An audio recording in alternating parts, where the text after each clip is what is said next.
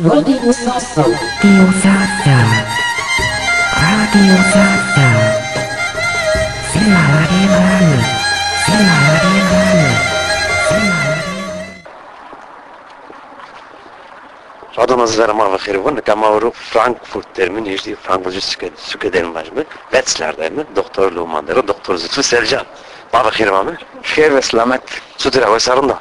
Ve ve Tuna atı selamam atı diye zafmız ama sağ süreci ne diyor? Önce mater değil, ama kısa en az ona masel, ne tamasel kısa bir kelime. Ya. tabi eski bansa ve var ve Persamına siftenin nova dersim zaza çelişkisi yani tavanı kırmaz mı tavanı zazay mı kora nasiri kısa bir kelime bun. Ama Türkiye kısa bir kelime gösterme ta zazaki nizanını bu etrafa mı Türkiye kısa bir kelime. evet. Tabii ki eski bansa ekehenyo esmar eve Türkiye vaz şinke kasibikir. Kelemke. Persamına nova. Birinci sorumuz Dersimler kendisine kırmans diyor. Dersimler kırmans mıdır, zaza mıdır? Bu konuda biraz çelişki var bizim dinleyiciler arasında. Doktor Zülfü Selcan bu konuda ne diyor dinliyoruz.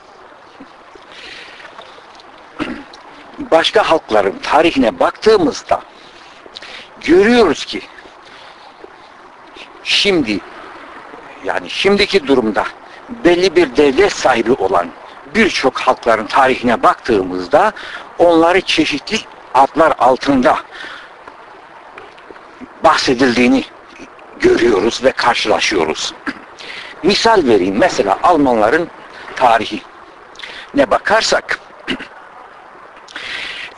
veyahut da şimdiki halkların adlarına bakarsak yani halkların bir kendi adlandırması var, bir de kendi komşularının kendilerine hangi ad altında söyledikleri yani adları var, kullandıkları isimlerle bakarsak o zaman görüyoruz ki Almanlarda durum şöyledir.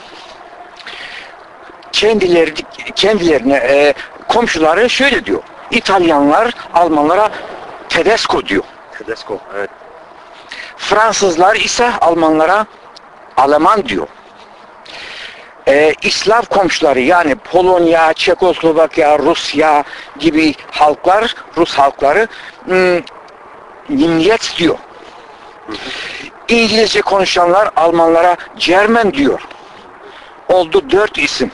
Almanların kendileri ise şimdi kendilerine Deutsch diyor. Oldu 5 isim.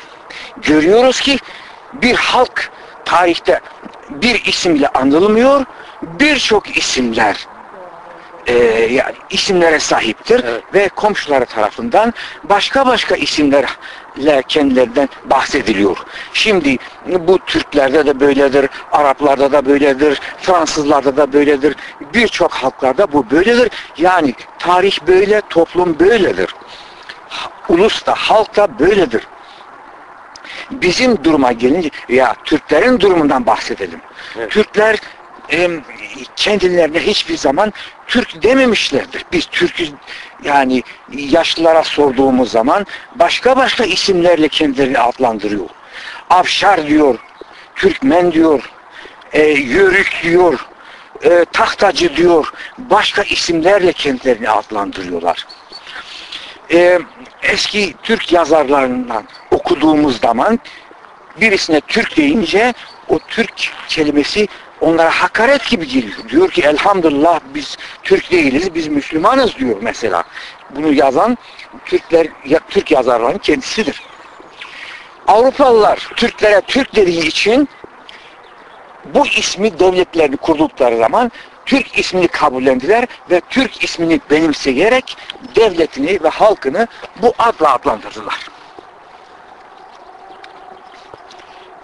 Bu tarih böyle oldu. Şimdi başka bir misal vereyim size. Kürtlerden bahsedersek, Kürtler kendilerine biz Kürdüz demiyor. Kurmanç diyor, ez kurmancım diyor. Veyahut da bir kısmı hatta diyor, ez kırmancım diyor. Fakat komşuları Kürt kelimesini onlar için kullandığı için Kürt siyasi örgütleri de 1800'ün sonlarından itibaren kendilerine Kürt demeye başladılar. Halbuki onların kendi öz adlandırması bahsettiğim gibi kurmaç veya kırmaçtır. Onun için bu misallerden de anlaşılıyor ki bizim halkımızın da tek bir isimle değil birçok isimlerle anıldığı ortaya çıkıyor. Gösteriyor ki yani tarihte halklar tek isim, nadiren bazı yani tek isimle anılanlar da mutlaka vardır. Fakat bu misallerden anlaşılıyor ki halkların tarihinde daima birçok isimler vardır. Bizde de bu böyledir. Bunlar başta 3 isimdir. Bu 3 tarihi isimimiz şudur. Halkımızın bir kısmı kendisine Dımlı diyor, bir kısmı kendisine Zaza diyor, bir kısmı ise Kırmaz diyor. Demek ki bizim tarihimize bakacak olursak 3 etnik ismimiz ortaya çıkıyor. Zaza, Dımlı ve Kırmaz. Bu isimlerin hangi bölgelerde konuşulduğunu da biliyoruz. Fakat Dımlı kelimesi mesela nereden geliyor? Tarihçiler ve dil bilimciler Dımlı isminin Deylemistan'dan ve Deylem halkından geldiğini söylüyor.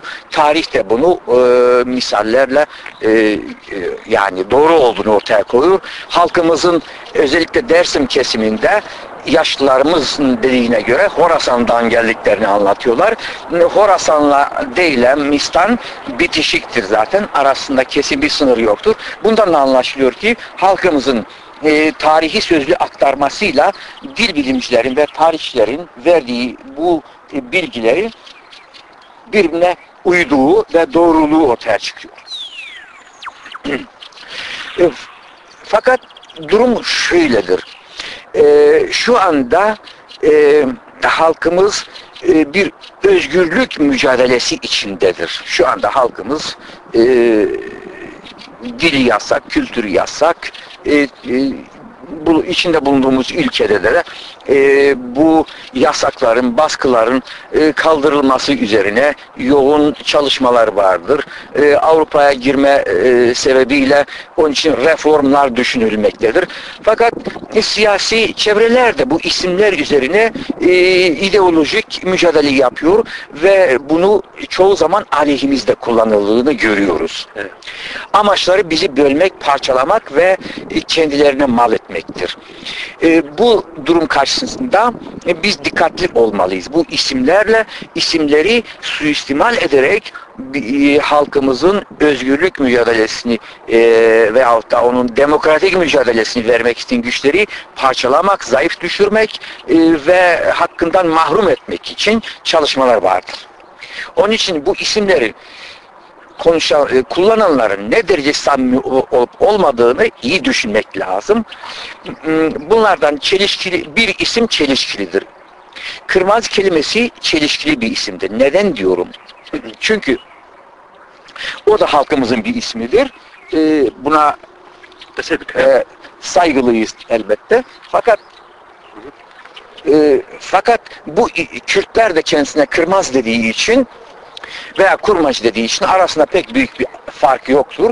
Onun için bunu aleyhimizde kullanmaya çalışıyorlar. Yani bakınız siz de Kırmaz diyorsunuz, biz de Kırmaz diyoruz. Biz hepimiz Kürdüz. Onun için bu Zazaca nedir, bu Zaza dili nedir? Hepiniz gelin Kürt olun anlamı ortaya çıkıyor. Yani bizi Kürtleştirmek için çaba sarf etmektedirler. Yani o zaman gerek Muharrem Lajmi genel adımız ismimiz dıştan Zaza var mı ne? Zaza.